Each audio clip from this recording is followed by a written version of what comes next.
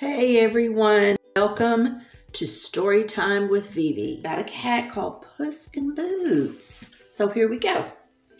Once upon a time, there was a miller. Now, a miller is one that takes care of like wood and stuff, and sometimes out in the fields. He had 3 sons. Okay, just before he died, let's see what happened. The miller wrote a will so that there would be no confusion over where he wished his possessions to go. Now, that's a good idea, so that people won't give you any problems. The oldest son received the mill so that he can continue his father's work. The middle son received all the horses and animals so he could start a farm of his own. The youngest son, who was named John, inherited his father's cats. Now, I wonder if those horses pulled around in a circle and with the mill they ground the grain down. Maybe so, I don't know. At first, John felt snubbed by the inheritance. He loved his father very much and had always been good to him. John didn't understand why his father would leave his brothers so much and him so little. Well, sometimes we have problems like that, don't we? What we have is like people kind of get jealous of what others have, and then they think they should have more, and they think they should do this and they should do that. And you know what? We need to be grateful and thankful for what we do have. What John didn't know yet was that the cat happened to be his father's most prized possession. Wow. He knew John and the cat would accomplish great things together. The cat in question was named Puss. He was a brown tabby. Okay, let me show you. Let me show you his picture. He's up in here, right there. You see that? There he is. There he is. And his eyes were green, and he had black stripes. He was a conniving little fellow, and by far the smartest cat in the land. Huh. Looks like I'm stuck with you, kitty, John said with a sigh. I'm not thrilled about this either, Puss said. After all the mice I caught and the snuggles I gave your father, I can't believe that he left me with you. You can talk, John said. I've always talked. You've never listened, Puss said. Now listen to this.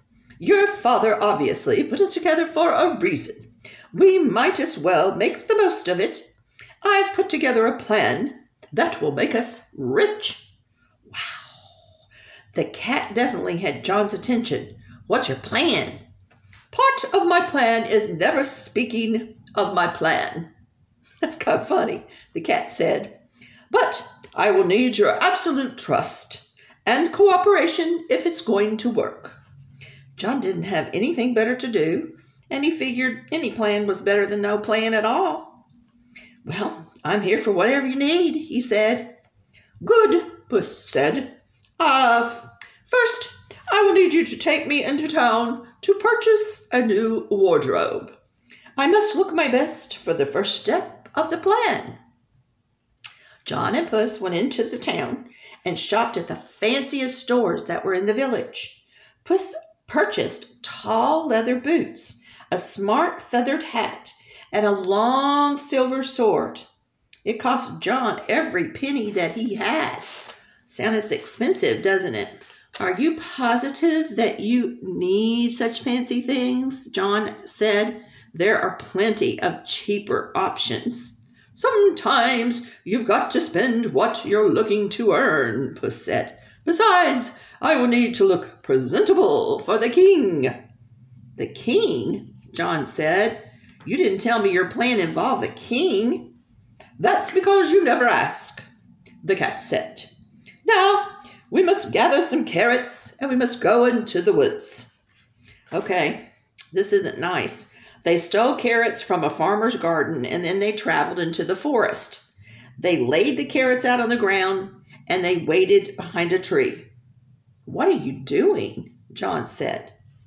Step 2, hunting, the cat said. Just then, a plump rabbit climbed out from his hole in the ground and began eating the carrots. Puss snuck up behind it and snapped its neck. Oh, poor little rabbit.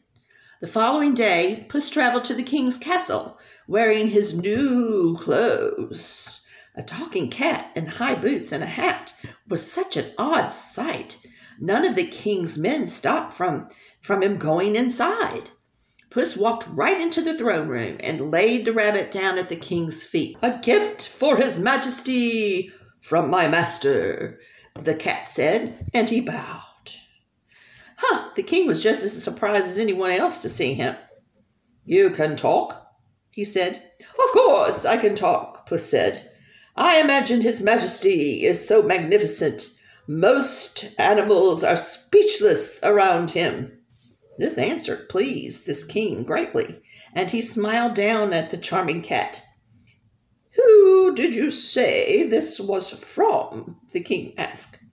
"My master, the great Marquis of Carabas," Puss said. "Your majesty is so well traveled, I'm positive that you know him." The king did not recall such a man, but he pretended to be familiar with him so that he wasn't embarrassed in front of all his subjects. Besides, he had met so many people throughout his kingdom, it was possible that they could have been acquainted. "Of course, the Marquis of Carabas," the king said. "Please thank your majesty and your master kindly for me." Puss bowed again and left the castle. With step 3 of his plan a success, he immediately went on to step 4. Every Sunday afternoon, the king enjoyed a carriage ride through the kingdom with his daughter, the princess. Puss was fully aware of this, and he had planned to take advantage of the king's routine.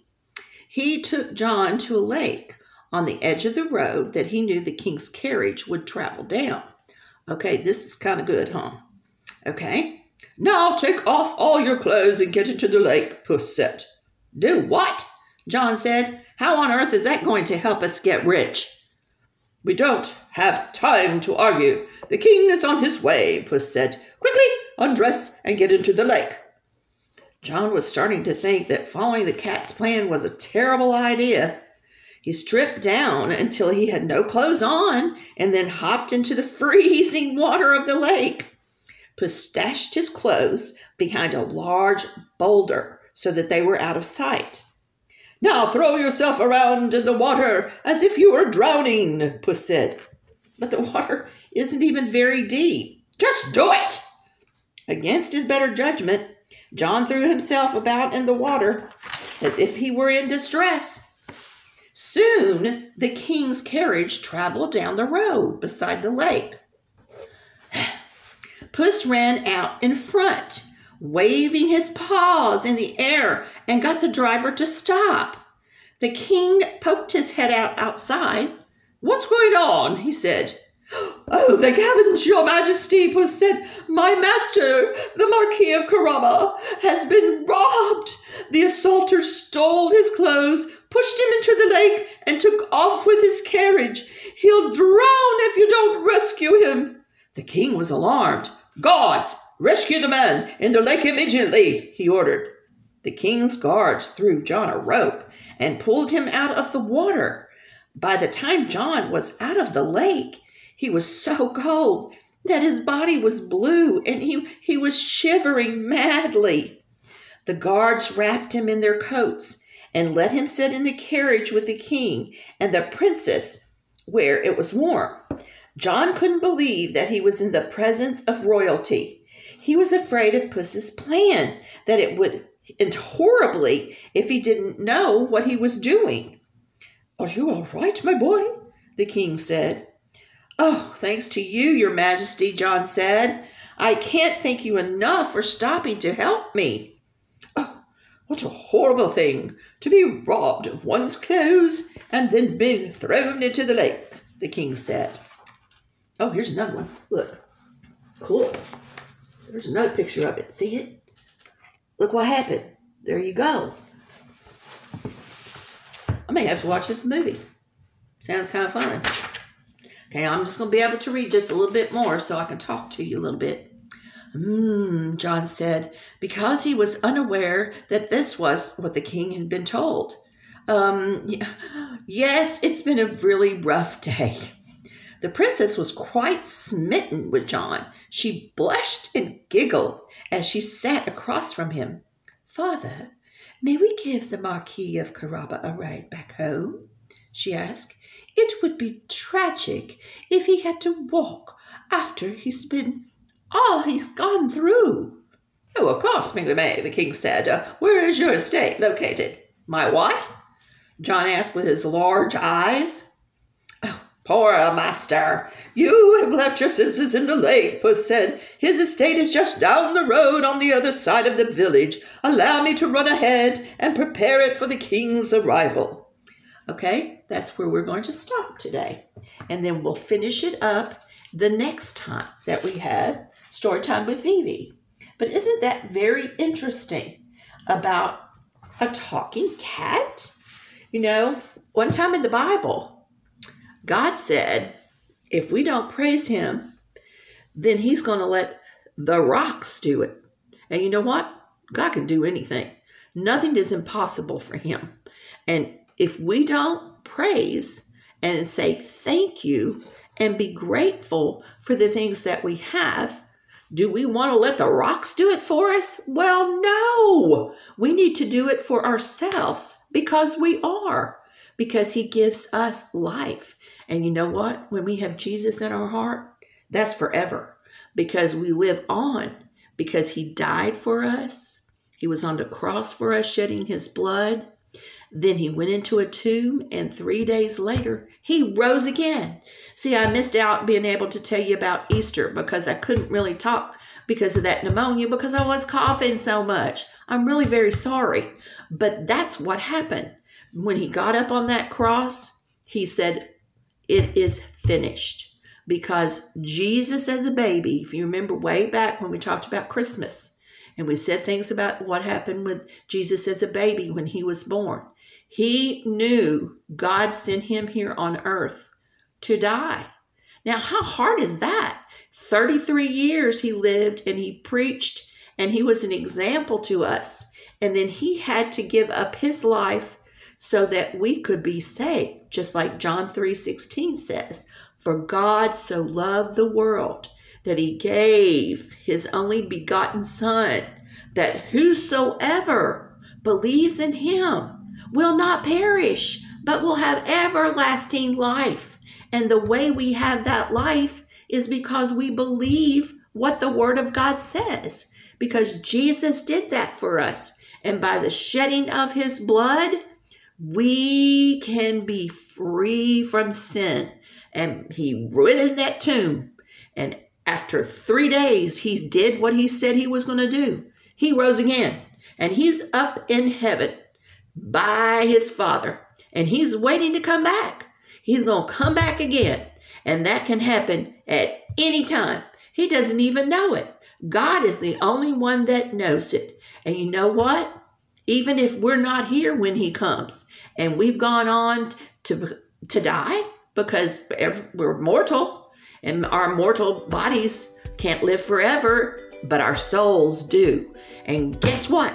When he comes back again and the trumpet sounds, we're going to get up out of there and we're going to go up there with him. And how awesome would that be? The thing you have to do, though, is you have to have Jesus in your heart.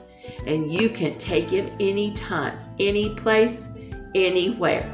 And I love y'all. I love doing stories for you. And I'm going to see you next time. You have a great week, okay? Bye-bye.